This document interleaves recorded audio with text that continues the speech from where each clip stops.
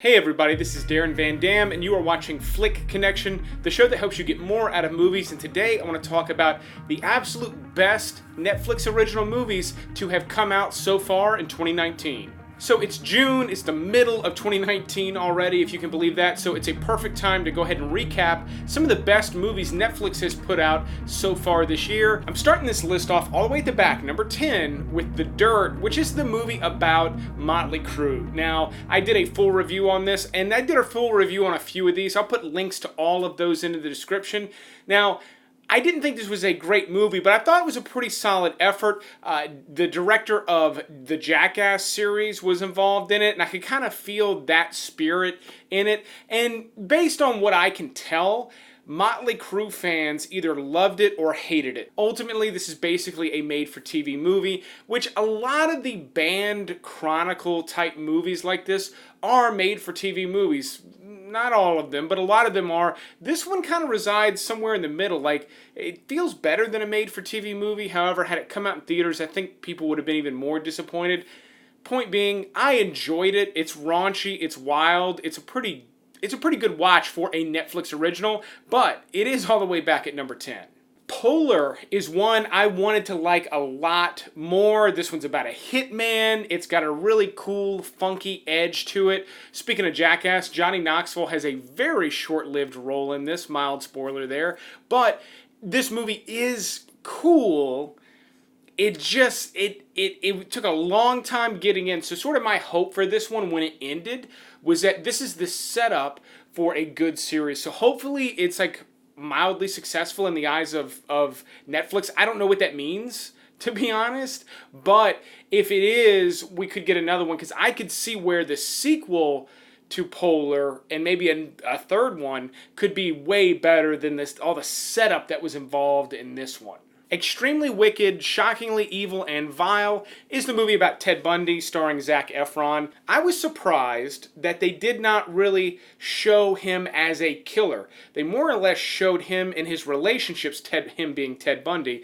They more or less showed his relationships with the people that knew him best, which I thought was an interesting vantage point, because you kind of got to wonder with somebody like Ted Bundy, how did he hold down a relationship, which he held down a couple? How did he do that? How did people not just hate him? And the movie did a good job of showing how he was able to manipulate the people close to him into believing that he was a good guy and that this was all a mistake. I felt like if that's the story that movie was trying to tell, it did a pretty good job. If you want to see like a full, all-out, telling of the Ted Bundy story, the Ted Bundy tapes is a close second. It is also on Netflix, but it is a miniseries, so it doesn't really belong on this list. I thought it was a pretty solid effort. I think Zac Efron's performance was maybe the strongest aspect to the movie. He did a good job in the movies. It's good enough. I enjoyed it, but the Ted Bundy thing just fascinates me. For another one I wanted to like a lot more, Velvet Buzzsaw stars Jake Gyllenhaal, Rene Russo, and it's actually directed by the same guy that did Nightcrawler, which they both starred in as well, and I really, really liked Nightcrawler. And then Velvet Buzzsaw has this like horror element to it, so I was excited to see this one before I knew it was going to be a Netflix original. I was looking forward to it. A lot of, for lack of a better word, a lot of buzz about this one. It did not deliver for me. It was a little bit too weird. However, I also appreciate that with these Netflix originals. I feel like Netflix does a great job of letting creators do what they want to do without trying to create crowd pleasers. And as a result, we get some really good movies, which I'm going to get to as we get to the top 3 or 4 on this list. Velvet Buzzsaw, solid effort. I feel like it missed the mark a little bit. I did like it, and I do recommend it. I just felt like I could have liked it a lot more. It was just, it didn't quite get there. Now, my next one is a confusing one. It just came out recently. I'm confused as to who this movie is for, which is why it's so far back on the list. But Rim of the World is about an alien invasion. It takes place partially at a summer camp, and the main characters are all 13 years old. So it feels like it's for teenagers. However, there's some adult humor. There's a fair amount of language in it. And I could not, while watching it, figure out who this movie was for, but I think that also speaks to sort of what Netflix is doing. They're not creating these like crowd pleasers that are for, anyone from 12 to age 49. Like, that's not what this movie is. It's got a very niche audience I think that it'll appeal to. Another weird one, but it's directed by McG, which, he has the most pretentious of director names, but he's famous for movies like Charlie's Angels, Terminator Salvation, and The Babysitter, another Netflix original that came out a few years ago.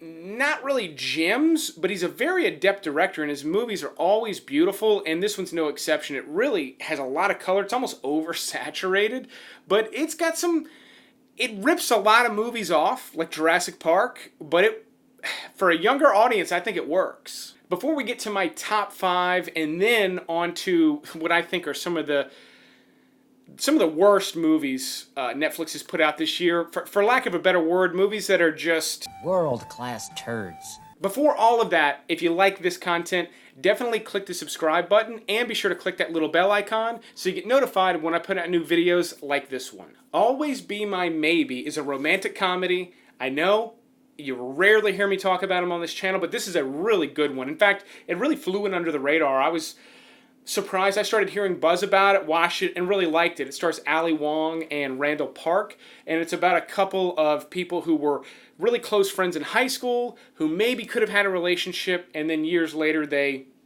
cross each other's paths.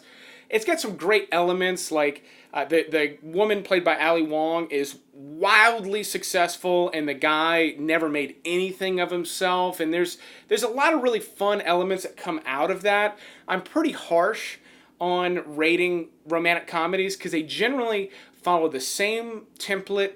It's almost the same movie over and over again with minor adjustments, and this one is different enough that it feels new and fresh. It ultimately sort of falls into some of those just well-worn tropes for romantic comedies, but trust me, it works. If you don't normally like romantic comedies like me, there's a very good chance you'll enjoy this one. For a movie with a little bit of romance and really no comedy, The Perfection was really touted as a horror movie, and it's really not. It's really more of like a morbid, macabre thriller. I think the less you know about this one, the better, so I'm not really going to talk about what happens in the movie in this brief review, but I just want to say I did a full review on it, link in the description, but it's very similar to like some of the Korean thrillers, if you're fans of movies like that, like Old Boy, things like that. I'm not saying The Perfection is as good, otherwise it would clearly be number 1 on this list, but it's similar in a lot of ways, and those movies definitely influenced The Perfection.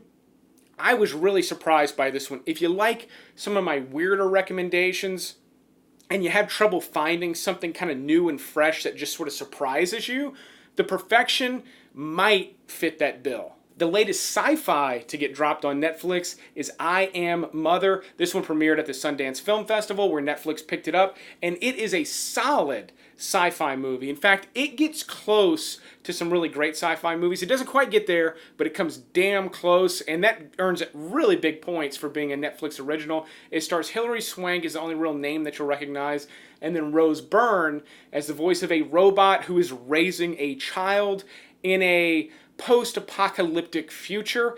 The thing I really liked about this one, aside from the fact that it looks great, the effects are great, it's polished, the cinematography is good, the performances are good, is it really dug into some themes. Now, I'm hearing a lot of grumblings about the ending. Some people love it, some people hate it. I'm not going to spoil any of that here, other than to say that I was disappointed immediately as the movie ended, and then the more I started to piece it together, I realized there actually is more there than I thought there was at the start. So this movie runs a little deeper than you might expect for a Netflix original, which is why it earned this spot on the list. In fact, I can almost argue that I Am Mother is better than my number 2 pick, but I enjoyed my number 2 pick a lot more, and that's The Highwaymen. Now, The Highwaymen is the story of the ex-Rangers at the time. They were ex-Rangers brought in to help catch Bonnie and Clyde. I loved the perspective from this movie where you really aren't seeing Bonnie and Clyde. You're just seeing the carnage, and you're following these agents as they're more old school in their methods, and it was at a time in America where the FBI was really expanding and getting involved in cases like this with tons of agents, technology, airplanes, and it wasn't working. And it took these old school guys played by Kevin Costner and Woody Harrelson to capture, I say capture with air quotes, Bonnie and Clyde. And I felt like the movie felt very authentic to me from beginning to end. It didn't feel like they were trying to oversell any sort of message, or they didn't politicize it in any kind of way. I was just able to sort of watch this movie and enjoy it. And I actually saw this one in a theater, which might be why I enjoyed it a little bit more, but thought it was I was actually surprised at how good this was for a Netflix original. I'm fairly certain that my number one pick is going to cause some eye rolls, but stay tuned because I'm going to get to my worst ones right after this.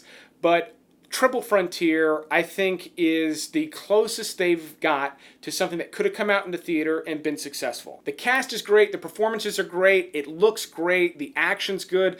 I thought there was a very interesting message sort of in the middle of the movie where these guys just cannot stop stealing money, and it totally ruins everything for them that happens after that.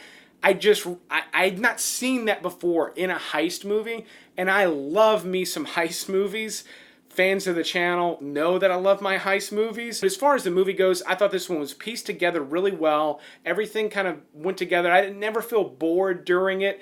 It was my favorite time watching a Netflix original movie this year. I watched it at least twice, pretty close back to back, and enjoyed it a lot both times. Okay, so now I got to talk about some of the worst. Now, I did not watch See You Yesterday yet. I'm not sure I want to watch it, mainly because I'm not sure I want to watch somebody get shot by the police over and over again, which is what happens because that movie involves time travel. Looks kind of funky and cool. I was not motivated to watch it before making this video, so watch it. Let me know what you think in the comments below. But two of the worst movies I've seen start with one of their sci-fi movies that came out, I believe, in January. It was one of the first ones they released.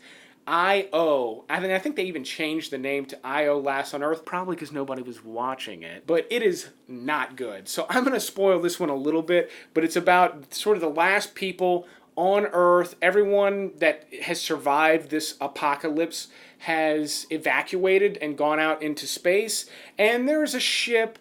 There's like the kind of the last stragglers. And you really just spend time at this like outpost with a girl and a guy, and it is a lot of talking and a lot of should we go, should we stay, what should we do. I mean, it was grueling to get through, and then ultimately, even though it does sort of go somewhere, it doesn't just like fade off into nothing. The juice was not worth the squeeze on this one.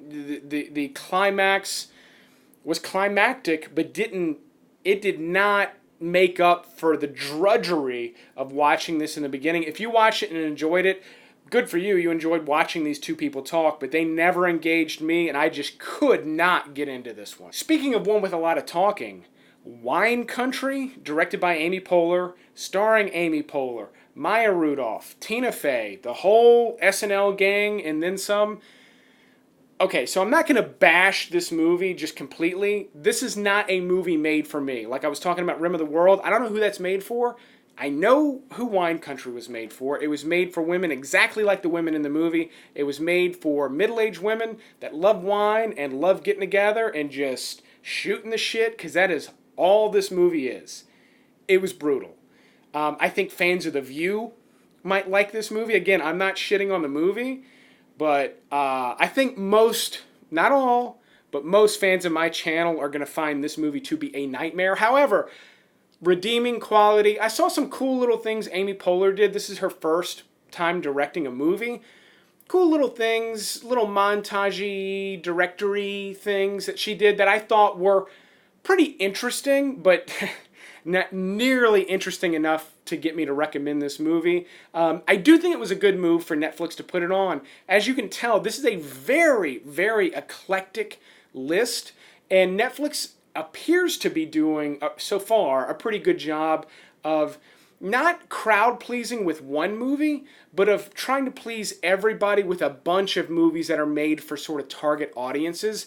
Wine Country is a great example of one made for a very niche audience, but that is it for the list. If you like this list, definitely give this video a thumbs up and let me know what you are looking forward to watching in the comments below. But I will keep making videos like this one as long as you keep watching them. Thanks for checking this one out, and you will see me on the next one. If you'd like to support the channel, you can do so a number of ways. You can become a Patreon supporter like one of these fine people. It's a great way to support the channel. Just a little bit of money every month allows me to get newer equipment, allows me to go on a trip to a movie set like I'm doing later this week, things like that. So it enhances the experience, so be sure, if you're not a Patreon supporter, to thank the supporters in the comments below. And then obviously likes, comments, shares help this video get seen. And watching some more of my recommendations after this one perhaps will also help the channel grow. Thanks for watching, and like I said, you'll see me on the next one.